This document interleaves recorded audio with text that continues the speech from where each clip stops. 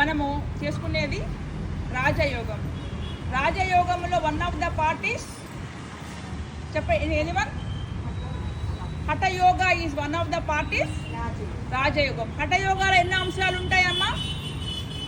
కపాల్ భాతి, నేతి, ధోతి, బస్తి, త్రాటక, నౌలి.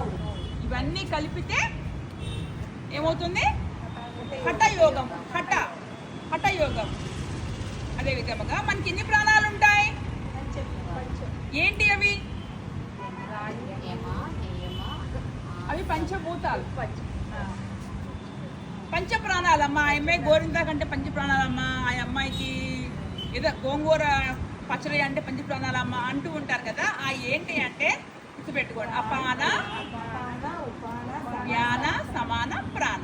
ఆర్డర్లీ రావాలి, ఓకేనా? ఇవన్నీ గుర్తుపెట్టుకొని ఎప్పుడైనా ఎవరైనా ఎక్కడైనా అడిగారు అనుకో, అక్కడ నేను ఉండను, మీరు మాట్లాడే వాయిస్లో నేను ఉంటాను. అలా మాట్లాడితే మంచిగా ఒక ట్రైన్ అయ్యారు వీరు. ఏదో యోగా అంటే ఇలా అలా అనేసి వెళ్ళిపోవడం కాదు. సబ్జెక్ట్ ఉంది, థియరిటికల్గా సబ్జెక్ట్ ఉంది అని మిమ్మల్ని చాలా సగౌరవంగా చూస్తారు.